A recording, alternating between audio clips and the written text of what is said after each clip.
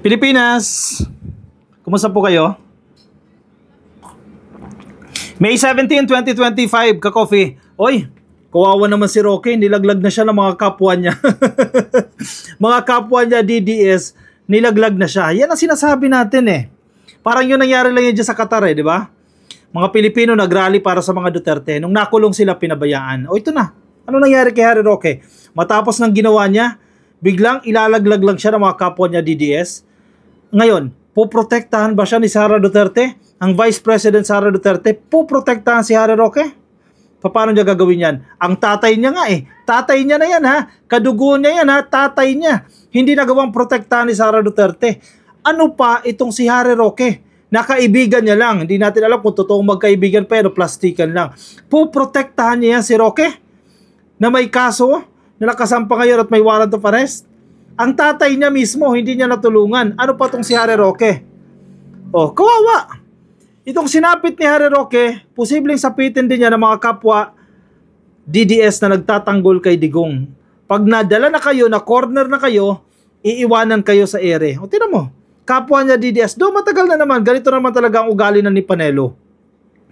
Si Panelo, na isang solid DDS, alam niyo naman yan, kanang kamay o kaliwang kaway ni Digong yan, nilaglag mismo si Harry Roque. Diba? Kung tutuusin eh, nasa isang side kayo, magkakampi kayo, hindi ka na magsasalita. Oh. Baka di nyo pa nababasa. Kasi ini-insist ni Harry Roque, ang nangyayari sa kanya, isa po itong political persecution. Sabi ni Panelo, no. I do not think Harry Roque is being politically persecuted. Kung ako sa kanya, abogado naman siya, harapin niya. Sapul, kakampi nyo na yan ha. Kapwa DDS yun na yan. Isa pinaglalaban ninyo. Magkakakampi kayo sa pagtatanggol kay Digong tapos naglaga na kayo. Oh, nilaglag ni Panelo na isang DDS. Si Harry Roque. Total, ang sinasabi naman ng kapwa DDS, itong nangyayari kay Roque, hindi ko alam kung totoo talaga itong sinasabi ng mga DDS ha. Itong nangyayari kay Roque dahil sa pagtatanggol niya kay Digong. Pero hindi eh. Tama din itong sinasabi ni Panelo at tama din yung ibang sinasabi ng DDS. Hindi lahat ng DDS ay yung dinaranas ni Harry Roque. Gets, ka-coffee?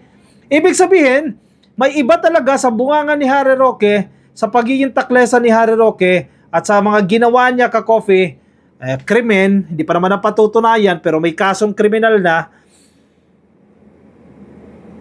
ibang-iba talaga siya sa ibang DDS. Kasi kung sinasabi ninyong political persecution yan, edi sana hindi lang si Harry Roque, kundi yung ibang DDS na masyado ding maingay against sa government. Bakit? Yung ibang DDS ba may kaso sa Pogo? Wala. Ito si Harry Roque meron. So tama yung pinupunto dito ni Panelo. Hindi yan political persecution. Coming from the side of the Dutertes ha. Oh. 2 points yan. Nag-iiwanan na kayo. Si Harry Roque, iniwan nyo na, nilaglag nyo na sa ere, at si Sara Duterte, hindi niya mismo kayang protektahan yan. Pangalawa, naglalaglagan na kayo. Oh, hindi talaga political persecution yan. Tinatama nyo na yung mga claims na mali-mali. Oy, anyari sa inyo? Karma yan ha. Harapin niya, sabi sa headline ng One News. Former Chief Presidential Legal Counsel Salvador Panelo disputes former presidential spokesperson Harry Roque's claim of political persecution, saying the charges stem from Roque's own words during a congressional hearing. Sakit to. Grabe to si Panelo. Iba rin gumanti to si Panelo eh. Tagus-tagusan talaga to gumanti kay Harry Roque eh. Diba? Daw pang ilang combo na yan pang ilang combo hits na yan ni Panelo dito kay Duterte, kay Harry Roque. Sabi ni Panelo ha, marami siyang contradiction at inconsistencies. Pahiya. Grabe oh. Marami siyang contradiction at inconsistencies. Kaya siya na-demanda eh. Galing mismo sa kanya. Panelo said in an interview on One News Morning Matters on Friday, he urged Roque to face the case. Real talk. Malinaw ha, real talk. Sinasabi ni Panelo kay Roque, ililaymanize ko ha, masyado kang maraming sinasabi. At yung sinasabi mo, hindi nagkakatugma-tugma. Yan ang pinupunto ni Panelo dyan.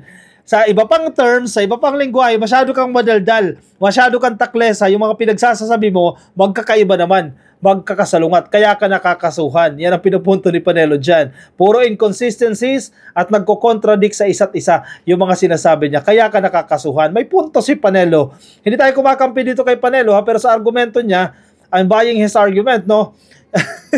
Kinakarma talaga si Roque dyan.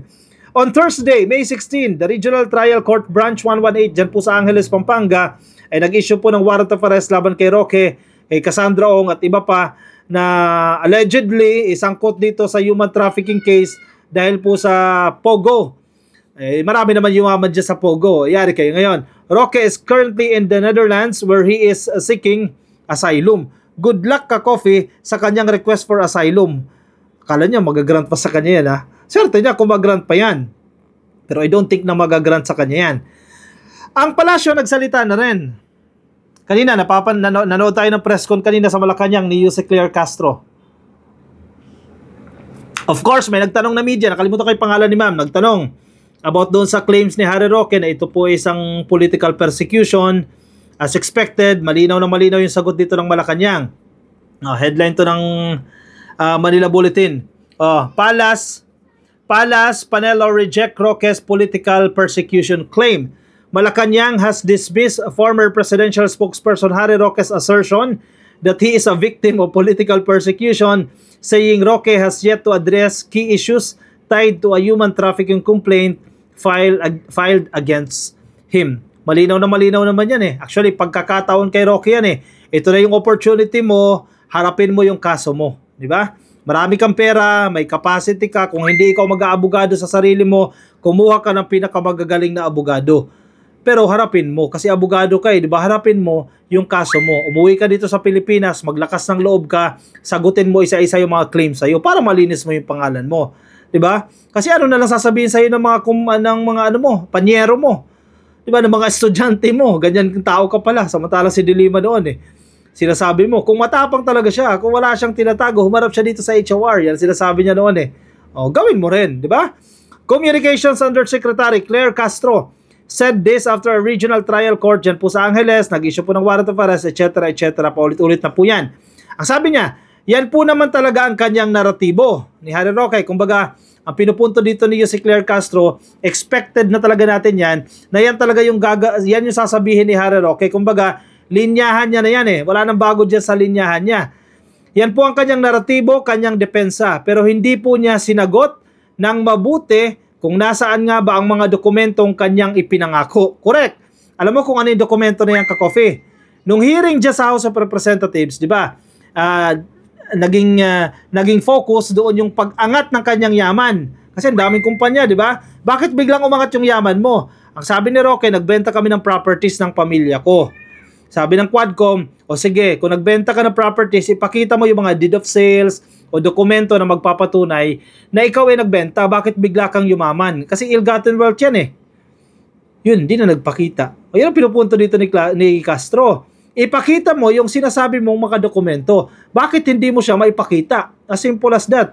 Or, wala ka talaga maipapakita dahil galing naman talaga sa Pogo yung pera na yan. Castro said it was the court, not the executive branch, that issued a valid arrest warrant against Roque over a qualified human trafficking case, noting that he also faces a pending land grabbing complaint before the office of the ombudsman. Ang kata naman ito sa ulo. Ang daming problema na to. Sige, himayin natin. Sinasabi ni Castro, siyempre sasabi ni Roque, political persecution yan. Political persecution, ibig sabihin, ginigipit siya ng gobyerno na to ni PBBM. Si PBBM ay executive. Ang nag-issue ng warrant of arrest, judiciary. Independent yan, korte yan. Hindi hawak ng presidente yan.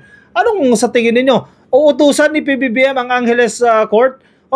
Mag-issue kayo ng warrant of arrest. Wala siyang control dyan. Dahil judiciary yan. Independent entity yan. As compared doon sa executive ang presidente. Diba? Sisi niya kay PBBM yan. Pangalawa, ang dami mo palang kaso. Ito pala, may bago pa pala. Bagamat nakikita na natin ito kay Pebbles, no? May mga reklamo pa rin palang isinampa sa kanya para sa land grabbing. Lakas makabilyar nito Land grabbing complaints na isinampa naman po dyan sa Office of the Ombudsman. Ilang kawawang mga Pilipino naman yan ang inagawan mo ng lote. Napakayaman ninyo, nagpakayaman pa kayo. Yung mga mahihirap nating kababayan, inagawan nyo pa ng lote. Ay nako, sagutin mo yan dyan sa ombudsman. Dami mo palang kaso eh. Tapos nagtatago ka dyan, tapos ayaw mo pang tumigil, di ba? Kung ako ikaw, titigil ka na, hindi ka na bira ng bira. Ang dami mo palang problema eh. Paano po kaya magkakaroon ng political persecution? Sabi ni Yussi Claire Castro.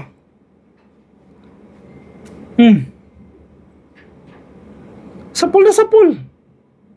Castro said the Department of Justice may coordinate with Interpol if necessary, but emphasized that Roque's claim of political harassment must be backed by proof to prevent extradition.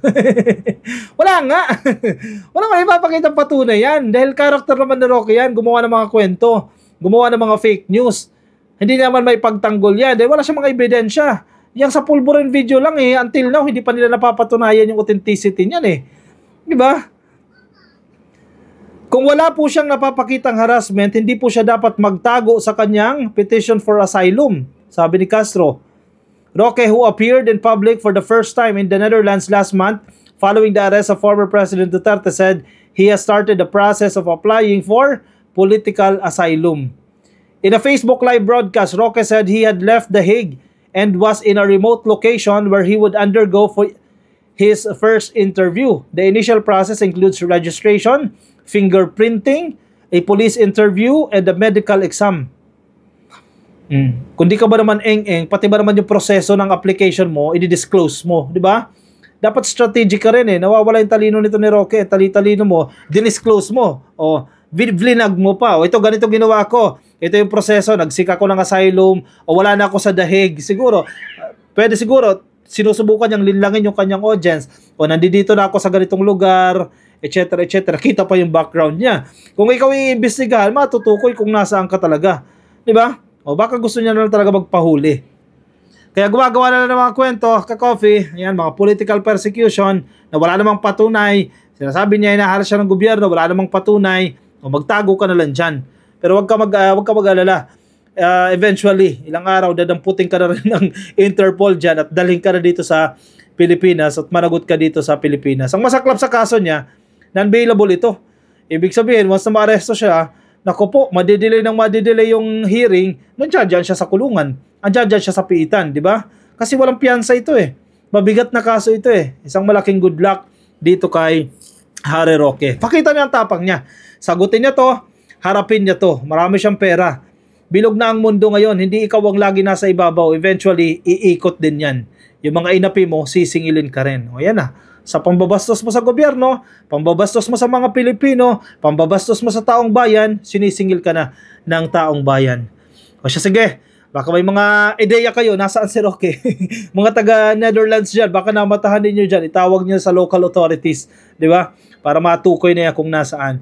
I-komento po ang inyong mga naisabihin, may mga opinion po kayo, may mga reaksyon, lagay dyan sa ating comment section para mabasa po yan ng iba natin mga ka-coffee. Mga nasa Facebook, pasuyo na lang ka-coffee. Please like and follow, mga nasa YouTube, subscribe, TikTok, at hit nyo na po yung subscribe. At kita-kita tayo ka-coffee sa aking susunod na videos. Paalam po sa inyo. Bye-bye.